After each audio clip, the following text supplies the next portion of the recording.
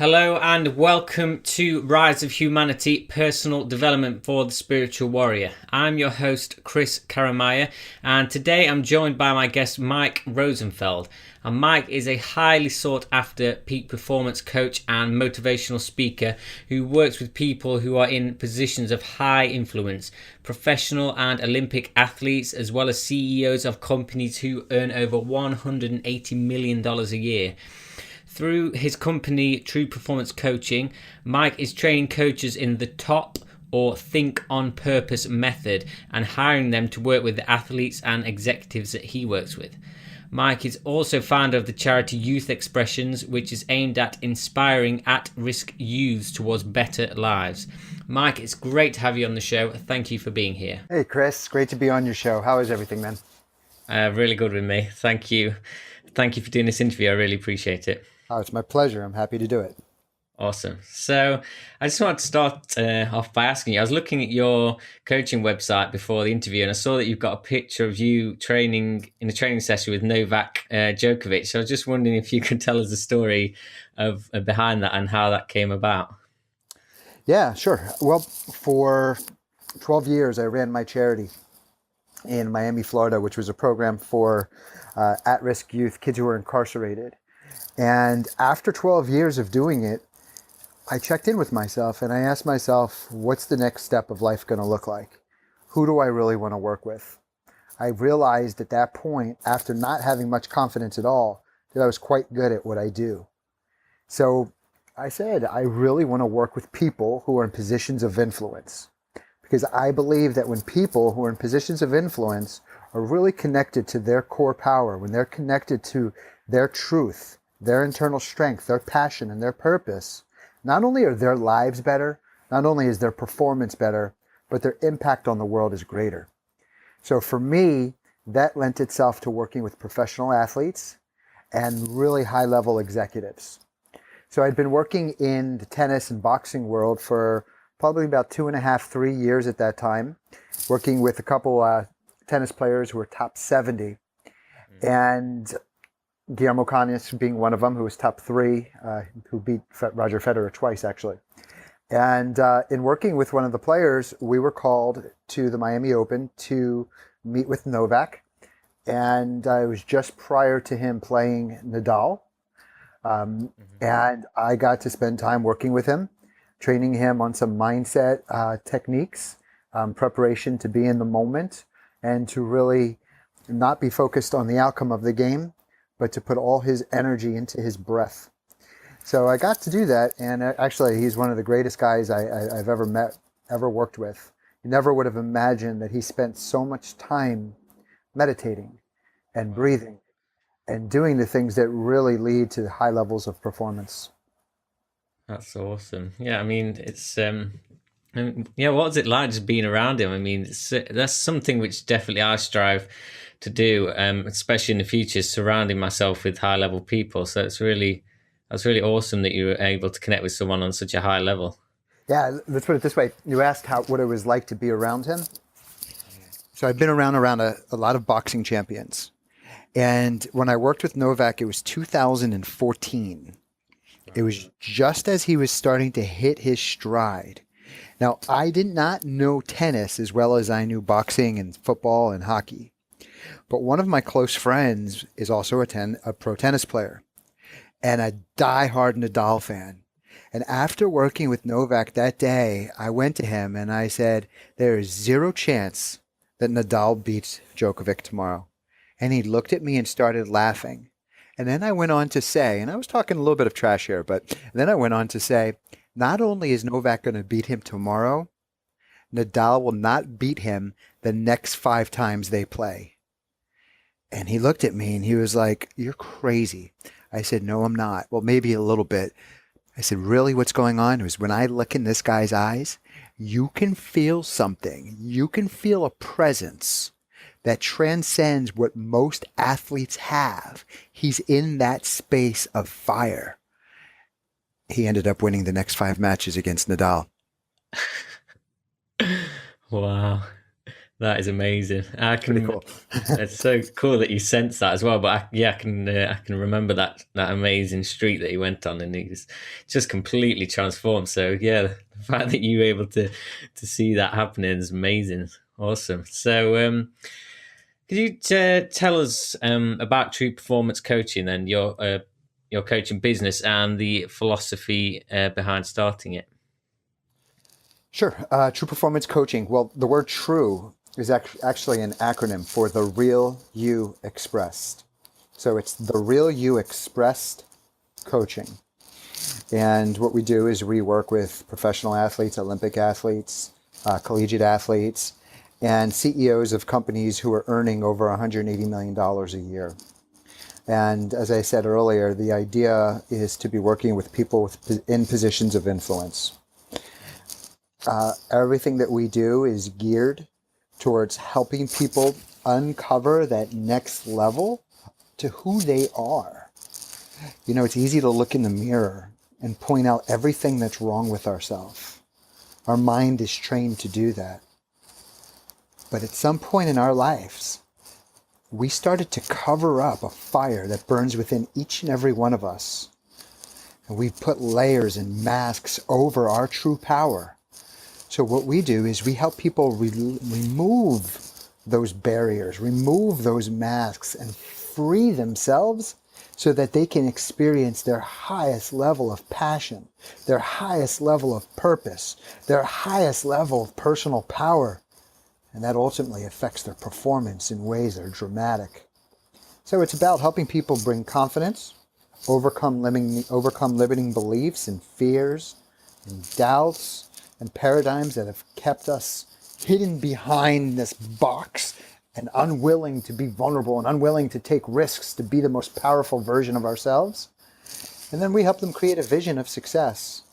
And we have a very powerful program called Goals to Glory that not only helps them identify their vision, but breaks their vision down into strategies and projects and tactics so that they can have absolute certainty of how they're going to get from where they are to realizing their full potential. And once we have that plan in place, it's all about mindset. It's all about PACE, P-A-C-E. Personal accountability for creating excellence. And people can move at a very slow pace and not go far, or they can move at a very strong pace. It's all in the mind. It's all in the breath. We teach people how to master their breath so they can master their mind and master their performance so they can move at a very strong pace. Awesome. And I like what you said there about uncovering the fire within you that you've covered up, that everyone covers up, and that they need to release in order to reach the highest level. I'm just curious because obviously you're providing value to some really high level people. I'm wondering, was there a specific point in your life that you uncovered that fire and you felt confident that you could coach those levels of people? Because I know for me, like, it's something that I would definitely aspire to do, but it's obviously it takes a certain level of skill. Or is it more just the mindset, really? Well, you know, I've lived on my own since I was 14 years old.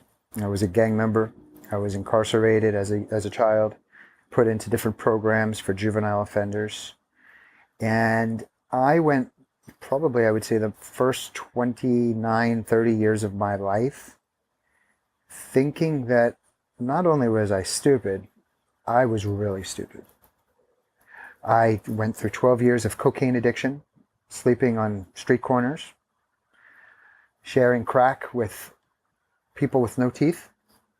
And never in a million years would I have thought that I would be doing what I'm doing at the level that I'm doing it.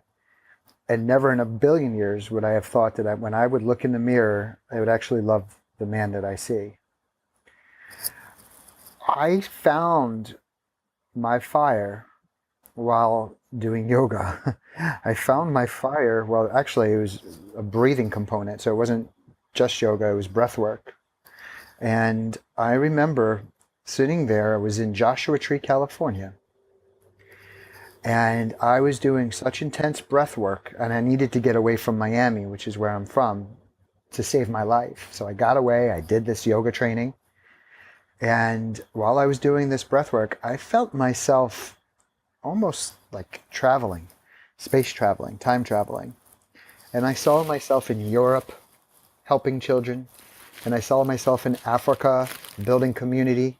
And I saw myself in South America helping children and building community. And then it was as if I returned to my body. My eyes were closed. And I know this sounds a little wild, but this is what happened. My eyes were closed. And I looked down at my arms with my eyes closed, and I saw that I was wearing a suit. But in reality, I was just wearing a tank top. And I saw that my hands were black. And then all of a sudden, from within me was this voice that said, "Sit up now." And it was the voice of Martin Luther King. And at that point, I knew that I can no longer allow myself to hide my greatness. It wasn't just something that was within me. It was an obligation that I have to tap into so I can share it and help others do the same. That's awesome. I'm curious, obviously, like you said, that you spent the time in gangs, and obviously that was a very, probably, I imagine, a very difficult time in your life, very turbulent. But um, do you think there is a defining quality that led you to ascend rather than fall, and led you to even be sat there doing that meditation? Because I imagine that so many people, and maybe you work with these in your charity, so many people in the same situation that you were in and went through the same circumstances would have crumbled. Not everyone would make it through. Is there something that made a difference? Did you have a calling, or was it just you just kept walking? I just kept walking. Yeah. I remember, there were times, there were so many times when I hadn't slept for 3 or 4 days at a time. And I would sit there and look in the mirror and not really be able to imagine how I was going to be able to get out of my circumstances, how I was going to be able to change my life.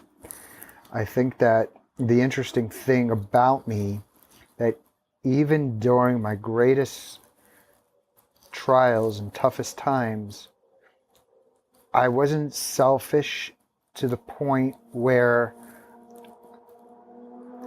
I didn't realize that I still had a calling. In other words, even when I was high, insanely high, I was talking to people and motivating people. I sounded like a freaking hypocrite, that's for sure. But there was something burning within me that said, be of service, be of service. I just had a tough time being of service to myself. Right.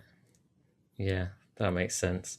So if you, obviously as a coach now, if you could coach your younger self through those difficult challenges, I mean, how would you go about that? Would there be any kind of advice that you would give to someone in that situation, or to you when you were going through those times? I'd ask myself, Mike, what are you pretending not to know? And I'm sure if I had asked myself that question back then, I would have stopped. I would have stopped and considered the answer. And hopefully I would have come to the realization that it's not who I am that holds me back, that I had only forgotten that I was someone great. And I would work on that. And that's really my message. It's not who you are that holds you back. You've just forgotten. It's who you think you are not. So you're saying that we all innately have the power to be great. It's just that we forgot that we have that potential within us. Not only do we have the power to be great, we are great. I remember 4 years old, knocking on my parents' door, crying hysterically, "Please let me in, I have a headache." And my parents didn't answer the door. And it was the first time in my life that I can remember having this feeling overtake my entire body. And I didn't have words for it back then, Chris. but the feeling was I must not be important. And every time after that, I would raise my hand in class and not get called on. Oh, it was because I must not be important. And the more it happened, the more I thought that I wasn't important. I developed a belief system that I'm not important at a very early age. And that belief system came from my perception of an experience. By the way, it was the wrong perception. What really happened was my parents were young. I would cry every time it was time to go to sleep. And they asked the doctor what they should do. And the doctor gave them the worst advice ever. Don't answer, he'll stop. Well, they didn't answer. I did stop, but not because I was faking, but because I was hurt. And then I went through many years believing that I'm not important. And in believing that I'm not important, I put on all these different masks to present myself in a way that people would think I was important. But in doing that, I actually divorced myself from myself. I tried to be someone who I wasn't. And that never feels good. It wasn't who I was that was holding me back. It's who I forgot that I was. So yes, each and every one of us have a power within us. It's who we are. And somewhere along our lives, we started to believe that we weren't good enough. So we covered ourselves up. We chained ourselves up. We put masks on. We tried to fit in. We tried to prove we were great. We pulled back. We did the opposite. But the idea is to let go of who we think we are and allow ourselves to be vulnerable, to be brave, because that is the winning stroke to stepping into who we truly are, our full power. Awesome. So when you talk about, obviously, that those childhood experiences would have had obviously created a very strong negative belief system in you. And was there a time where you finally were able to take off that mask? Was it a kind of a matter of just becoming aware of it? I mean, how long did you go on with that before you kind of broke through it, or have you broke through it? Yeah, well, I'm glad you've asked that last question, because I think that's the trick. I think the person who calls themselves a master is a liar, because we are here to grow, and we are constantly growing. And to say that, oh, I finally got there, I no longer wear a mask, is a freaking lie. It's a lie. The challenge is to recognize when I'm putting it on and to ask myself in that moment, Mike, what are you truly feeling right now? And to be with my feelings without making myself wrong for feeling that way. So many times we divorce ourselves from our feelings. We suppress our feelings. We're ashamed of our feelings. And when we push those feelings away, they don't go away. They go deeper, and they get louder in the form of anxiety. They get louder in the form of depression, which can lead to addiction, which can lead to dis-ease, which can lead to a lot of things. So step one is to realize that I always have the potential to put on my mask. And when I'm doing so, ask myself what I'm feeling and allow myself to feel it. And then step two is to show some love to myself and ask myself, what do I need? And to fully listen to my needs. Imagine what it looks like for me to be true to my personal needs, and then get into action. And that's how I prevent myself from putting on that mask, by truly tuning in to what I'm needing in the moment and honoring my needs and expressing them authentically. Awesome. The point I wanted to touch on that came up for me while you were talking about that, and it's kind of, could you talk about the importance of acting or striving to act in alignment with your why and your core values? Because I think this is such a big topic where it's a lot of people kind of almost walking around blindly. They don't know why they're doing what they're doing. And I think for people to just take a step back and really define what their values are would completely change their lives. But it's a very difficult topic to begin with. I mean, could you talk about on that, and maybe you do it through your coaching as well? Well, sure. Let me ask you something, Chris. Yeah. if you can think of two people who you really admire, you don't necessarily have to know who they are. They could be historical, they can be fictional, they could be family, it could be anyone. Who are your top two people that you admire? My top two would be there's a entrepreneur that I really admire called Peter Sage, who recently got out of prison actually for contempt of court, and he stayed incredibly strong and held on to his beliefs that it was part of his path, and the way he worked through it, that was just incredible. It's an amazing story. And also a guy called Robert Monroe, who is a pioneer of human consciousness. So they're two big inspirations for me. Okay. So when I say incredibly strong and pioneer for human consciousness, incredibly strong and pioneer for human consciousness, who am I describing? Myself. Yeah, absolutely. Wow. The reason you admire these people, Peter and Robert, is because they embody something that's true to your heart. They awaken a part of your heart that's real, that's true. Incredible strength and human consciousness are part of who you are, Chris. These are part of your core values. Now, when I would ask you, if I'm to ask you, what does your life look like when you are being yourself at a 10 in terms of being incredibly strong and pioneering human consciousness, what do you see for yourself? I see myself just fulfilling completely the potential in the areas that I'm aiming to. So my podcast would be taking off huge impact in the world. I'd be working with people, coaching one-on-one and changing people's lives, and I'd be living very much in emotional, spiritual, physical, mental balance. That's the big things for me. And how would that feel? On a scale of 1 through 10, how would that feel for you? Definitely a 10. And why would it feel that way? Because I'd feel as though I'd arrived and I'd let go of all the things that I thought I had to achieve or have to do in order to be complete. I would just feel like I was living as my true self. Mm-hmm. So now we tapped into another one of your core values, which is living as your true self.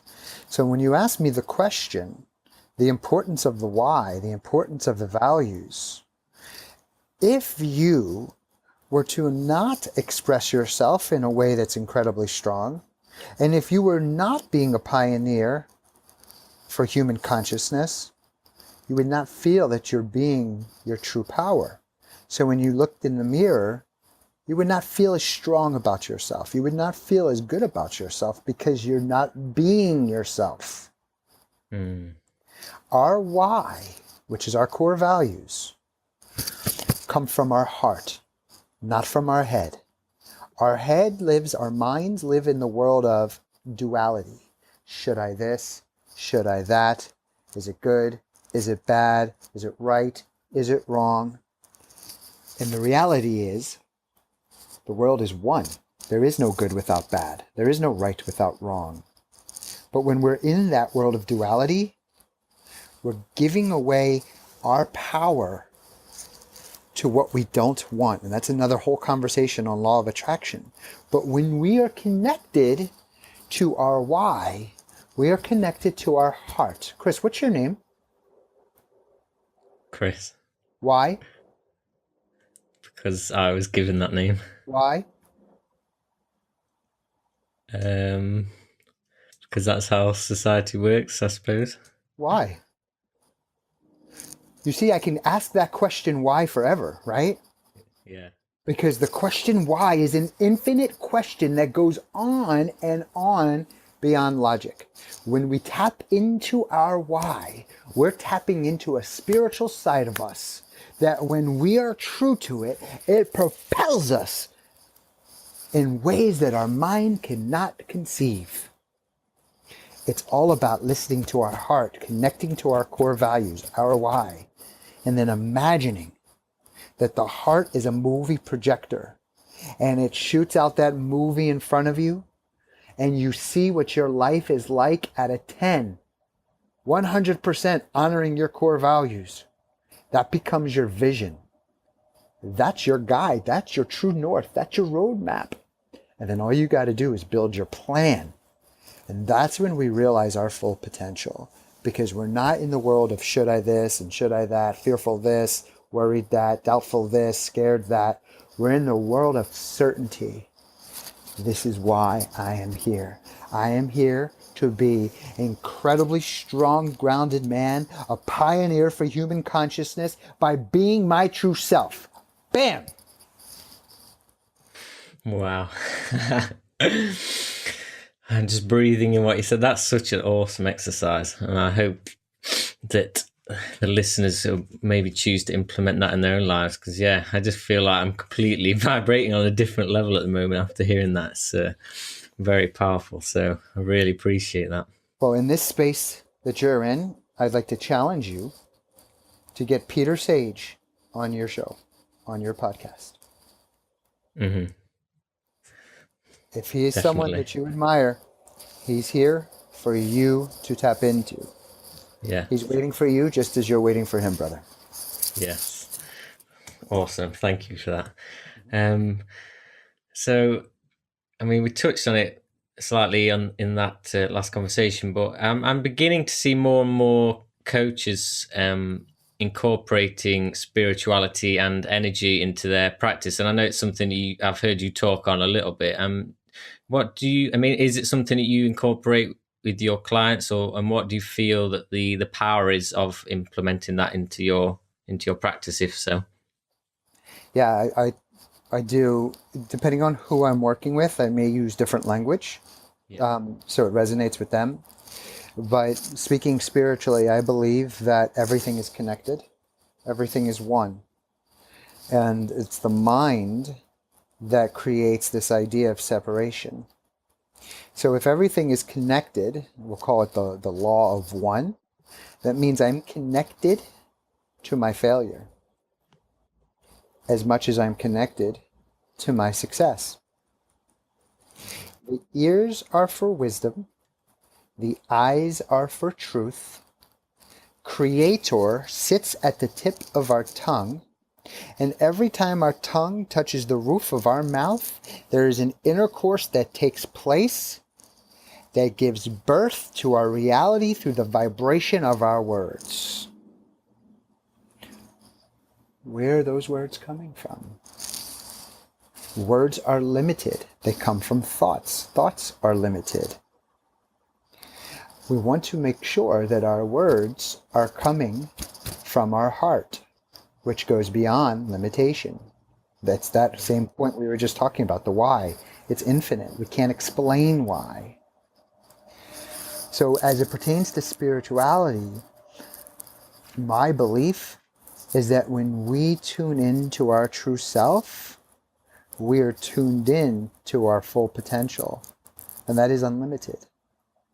So the exercises are always to take people out from that space of the self-imposed limitations that they've created for themselves and into the heart, into this new way of thinking and feeling that allows them to realize that they're much greater than they ever anticipated, than they ever perceived.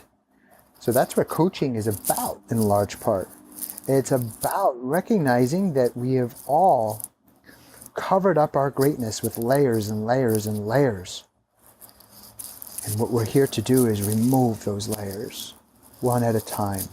And with each layer removed, we expand and we expand and we expand into our true self, our full self. But it's not something that we're looking to become. We already are that. It's something that we have to give ourselves permission to be. Awesome.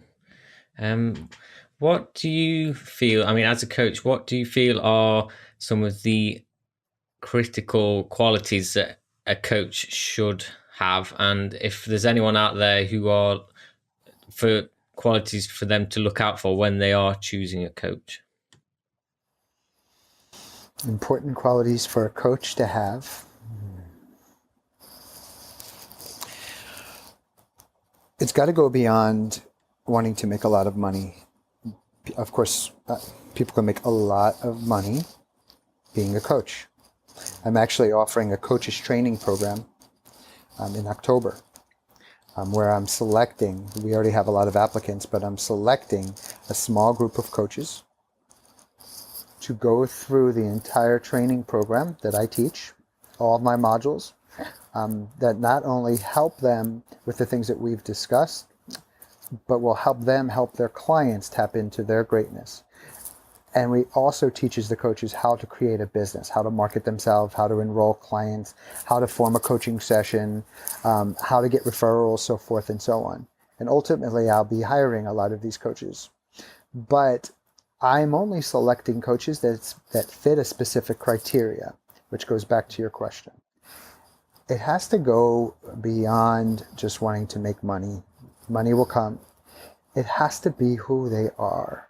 It has to be something that burns inside of them to be a catalyst in this world for success, a catalyst for greatness, a catalyst for people being healthy and happy.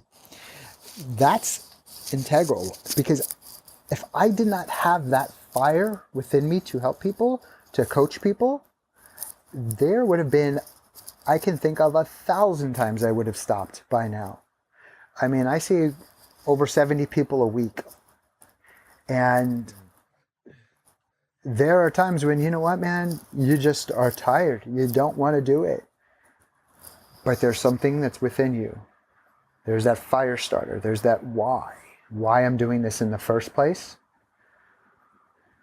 that overcomes any tiredness or any laziness or apathy that I might be experiencing. So first is the big why. The first thing a coach needs is a big freaking why. There's a reason why I am doing this. And then what a coach needs is a really strong strategy. What does it look like for me to be successful as a coach? And how do I get there? So I believe coaches not only need to have a huge why, a huge what, which is what their vision is, but they need a huge how, which is their strategy. Why I'm doing this, what it looks like to succeed, and how I'm going to go about it. And then the last one, they need that fire. It doesn't come to you. You work for it. You attract it. And I think if a coach has those things right there, that fire, they're going to do what's necessary to grow as a person and as a coach, so that they can be the best for others who they serve. Mm.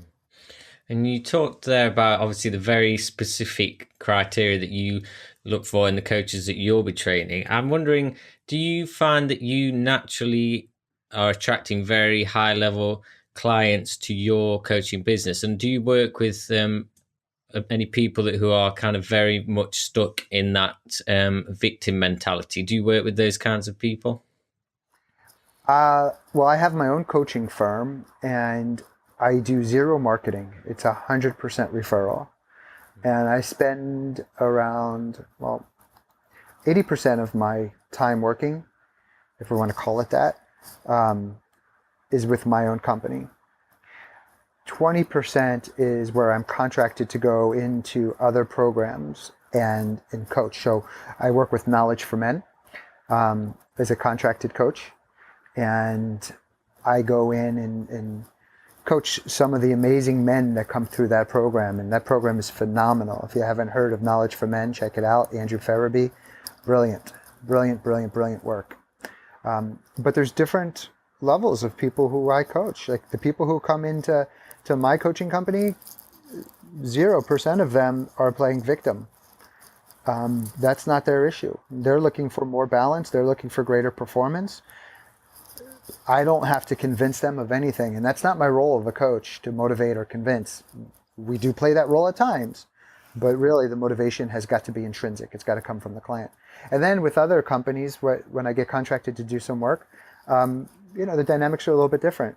But for the most part, I think that each person that comes to coaching has a desire to grow, a desire to succeed, and has a fire within that once they have a mirror in front of them and they can see how they're playing the role of a victim, they're willing to do the work to overcome that.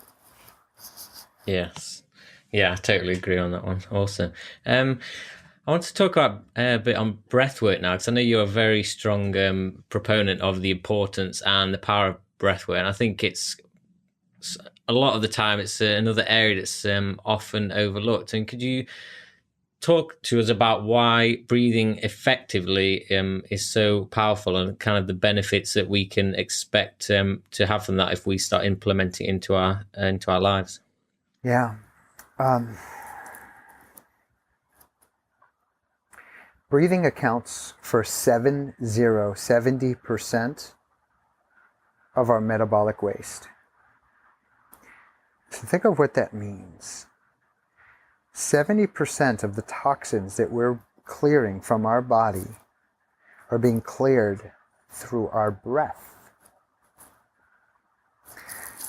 What affects our breathing? When you're stressed out, the breathing becomes short and shallow.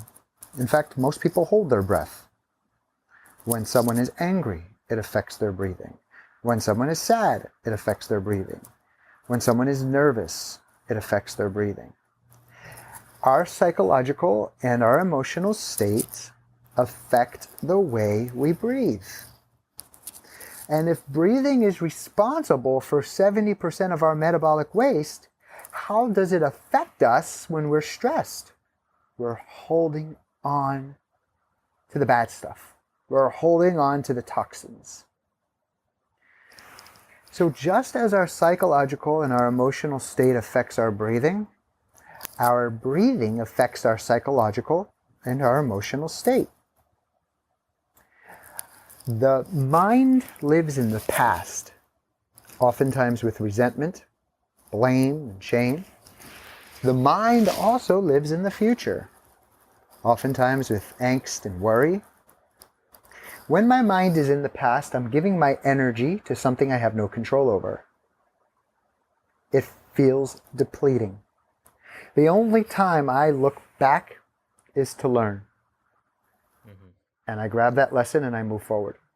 The only time I look forward is to plan. And then I trust the plan and execute in the moment. The breath is happening in the moment. The breath is the master of the mind. When we master our breathing, we master our thinking. I can inject the consciousness of any emotion into my breath. If I want determination, I breathe determination.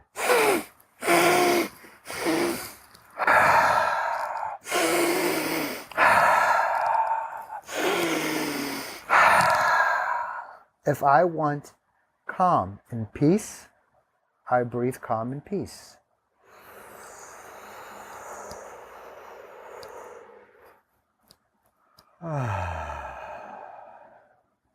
I can inject any emotion or any consciousness into the breath.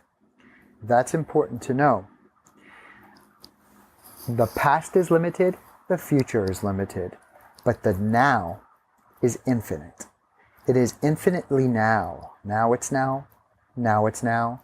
Now it's now. Chris, what time is it? Now. It's always now.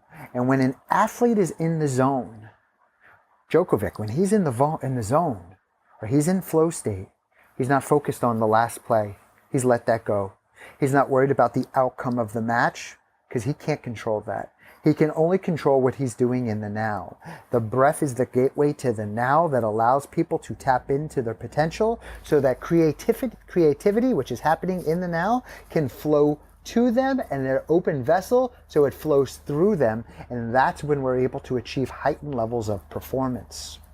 But a breath is not a breath is not a breath. In other words, some people say, okay, well, just breathe. Yes, just breathe, that's for sure. There are no bad breaths. But depending on the situation, there are certain breaths that are more useful than others. An example of that is I was working with a tennis player, and it was a tiebreaker. So the coaches were coaching the tennis player, and I was next to them. And the tennis player had so much anxiety. He was so nervous about the tiebreaker. And the coach says, start breathing through your nose. Breathe deep, full breaths through your nose.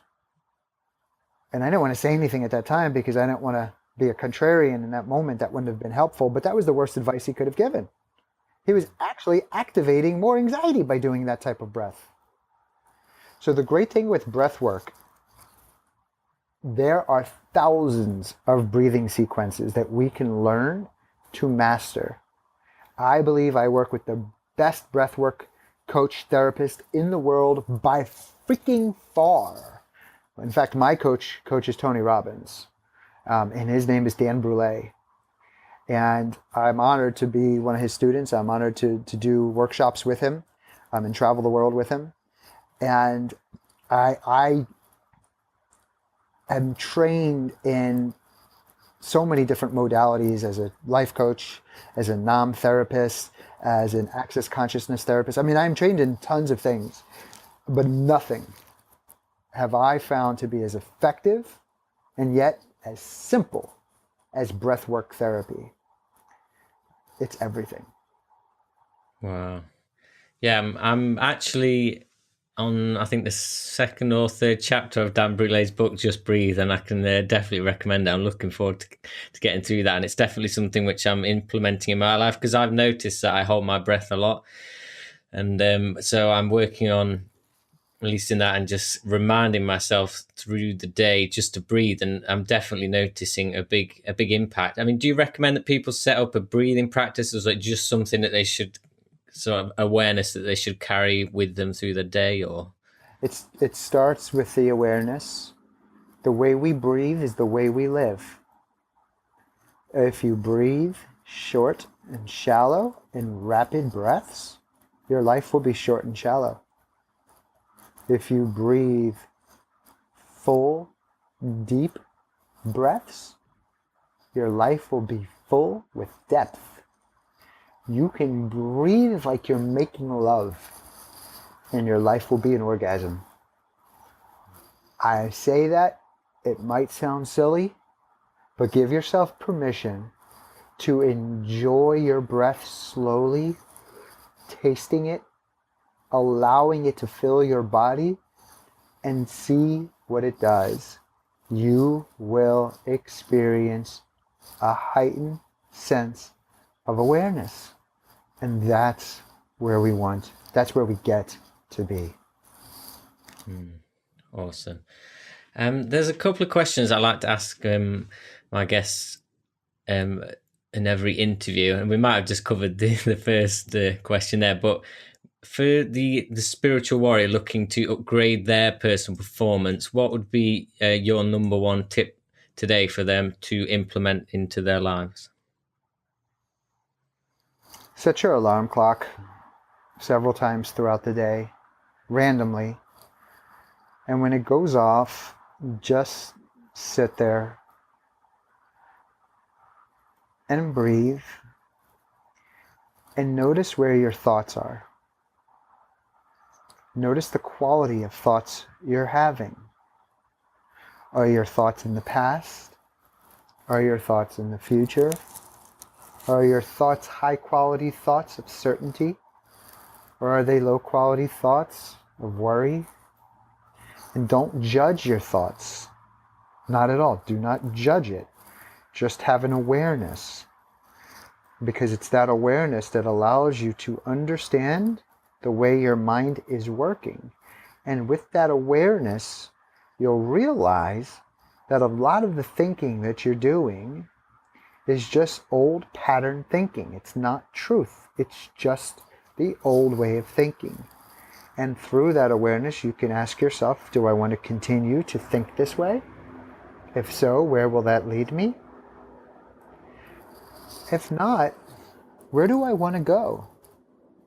And how do I align my breath and my thoughts in a way to get there? And that's the name of my program. It's called TOP, T-O-P, which is think on purpose. What does my heart desire? Why does it desire it? What does it look like to be living it? What thoughts and actions align with it? Go. Yeah. Awesome. Yeah, I think it starts from there, because you get to learn yourself in a really cool way, and then be able to create some neuroplasticity or create some shifts in thinking. Cool. And what would your best advice be on how the spiritual warrior can contribute to the rise of humanity?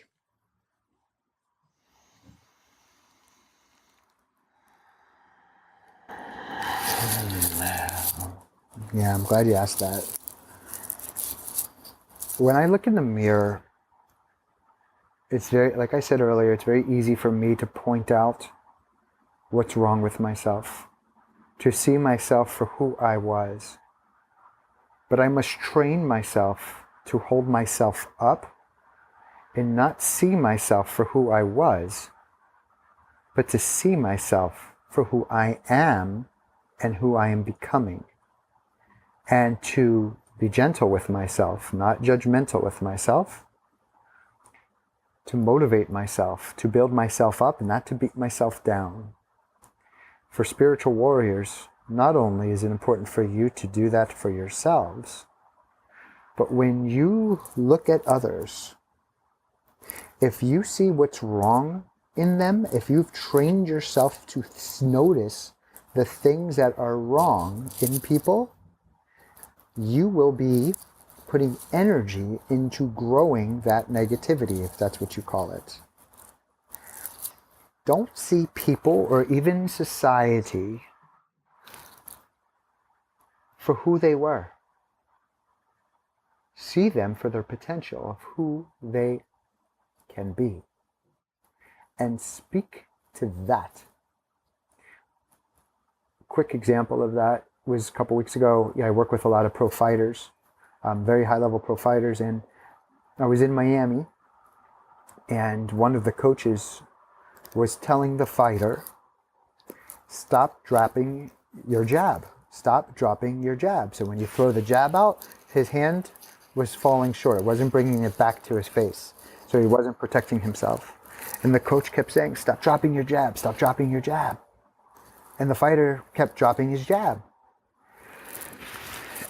And I said to the coach, I said, why are you getting upset? And the coach was like, well, because I keep telling him to stop dropping his jab, and he keeps dropping his jab. And I said to him, I said, do you want to know why he's dropping his jab? And he was like, yeah. I said, because you're telling him not to. He said, what, do you think he's doing it on purpose? I said, no, I don't think he's doing it on purpose at all. But I think that what's probably happening for him is you're saying, stop dropping your jab, dropping your jab, dropping your jab. And it's that frequency that's radiating throughout him. Instead of telling him what you don't want, coach what you do. Bring your jab back to your ear, back to your ear, back to your ear, back to your ear. So instead of his mind, him saying, dropping your jab, which is causing a conflict within him, so he doesn't drop it, which is what he's doing. He's dropping it because of the conflict that he has, but that he doesn't want to drop it.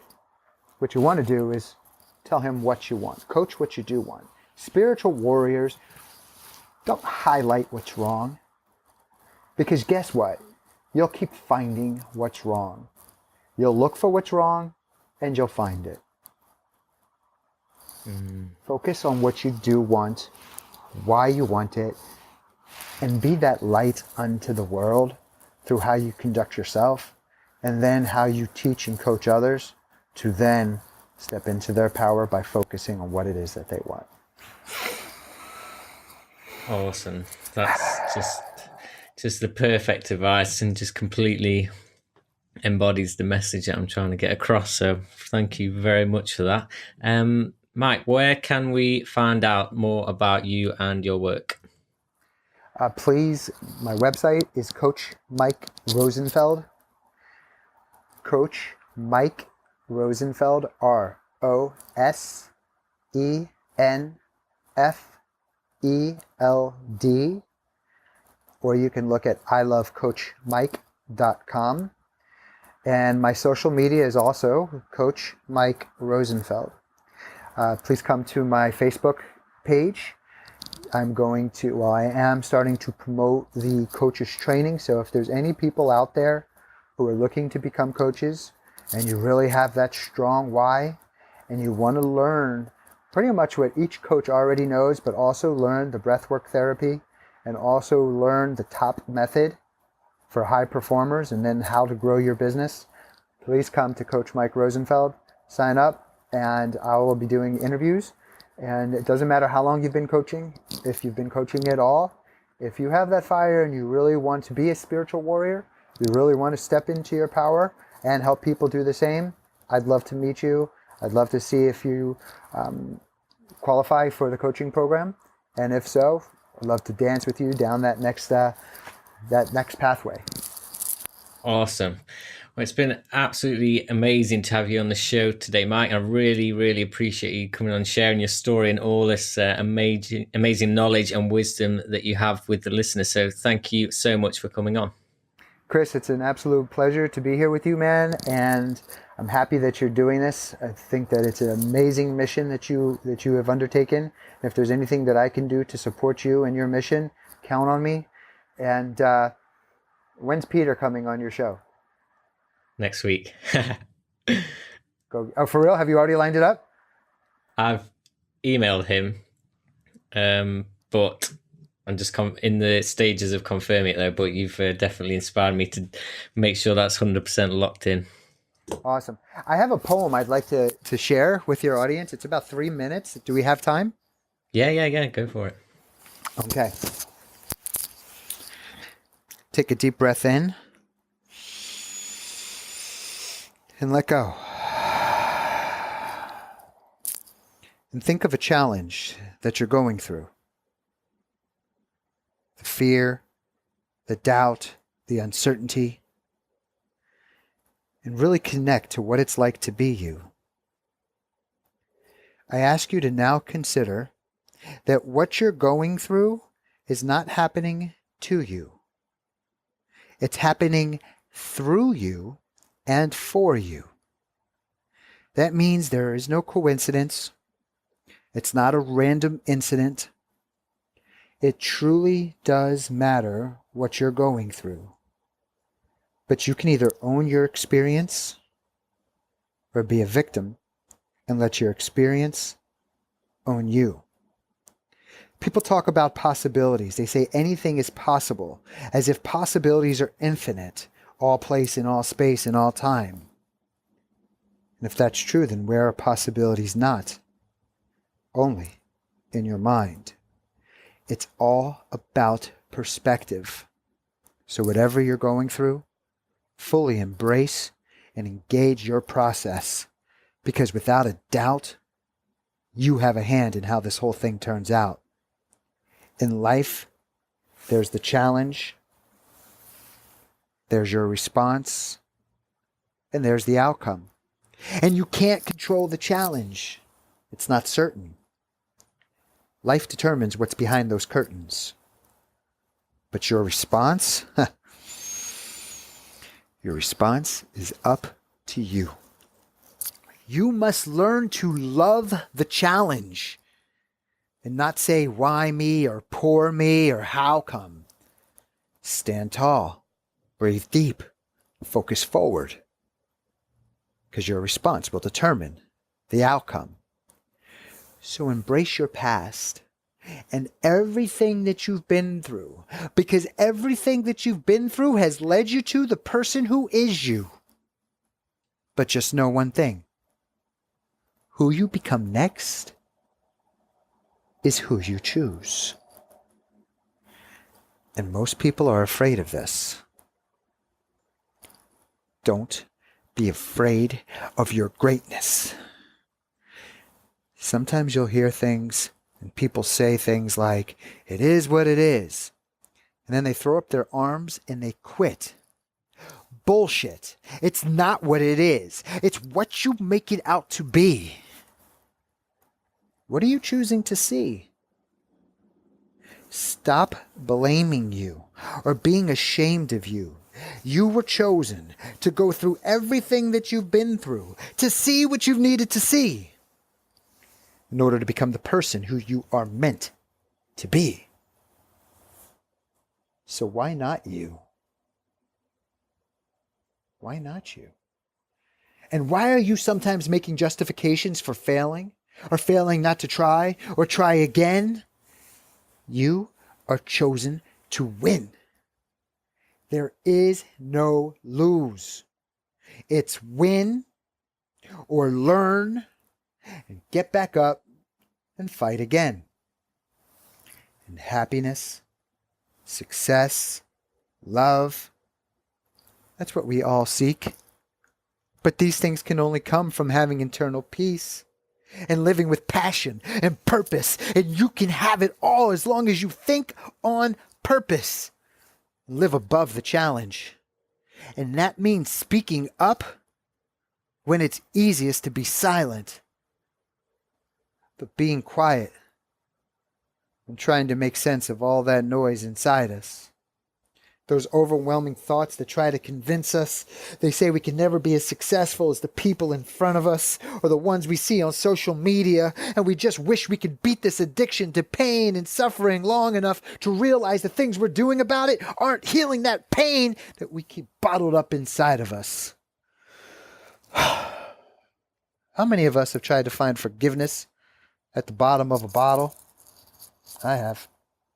Or answers to life's questions in the top drawer of a one-night stand? Who here doesn't have dirt on their hands and rocks in their shoes? You've been betrayed. You've felt pain and sorrow and shame. Believe me, I have too. But challenge plus response equals outcome. And that formula is simple. But simple's not always easy.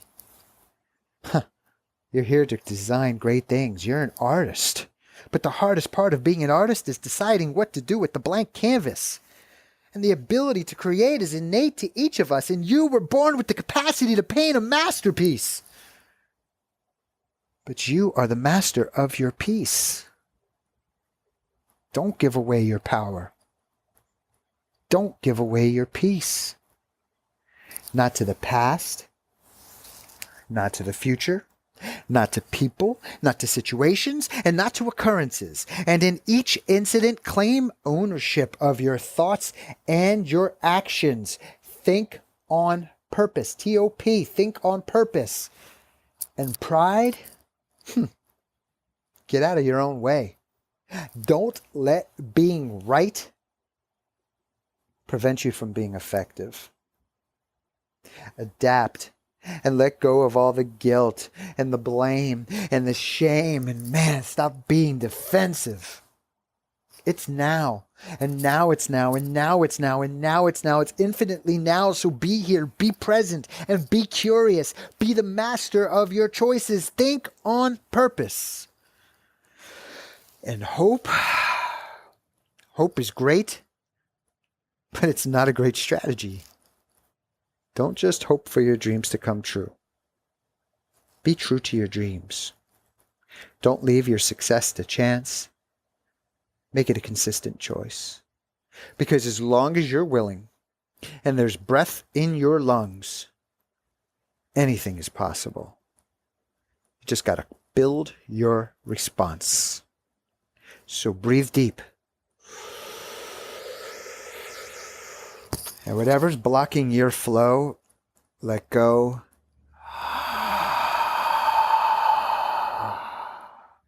Inhale deep and slow. And whatever burden you've been carrying, let it go.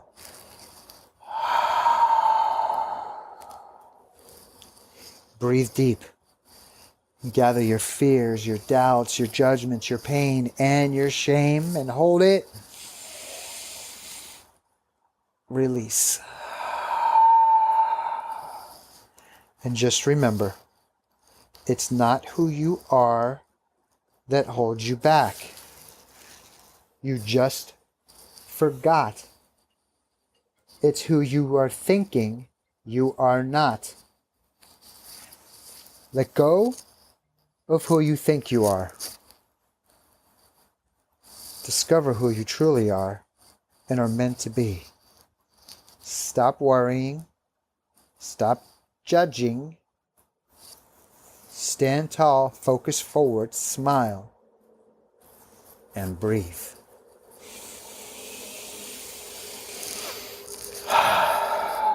Thank you.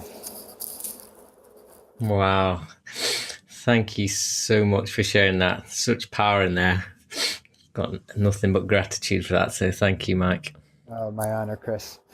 My brother, wishing you the best, man. This is good stuff. I look forward to you sharing your message with the world. We need you. Yeah. That's the path I'm on. That's the mission, and that's where I'm going. So, well, guys, I hope you have thoroughly enjoyed today's episode, and we'll be implementing and absorbing this amazing knowledge that we have shared today into your own lives. Mike has an amazing story and is a true living example of what you can achieve if you put the work in, commit to living an amazing life and take action. So this is Rise of Humanity. Until next time, bye-bye.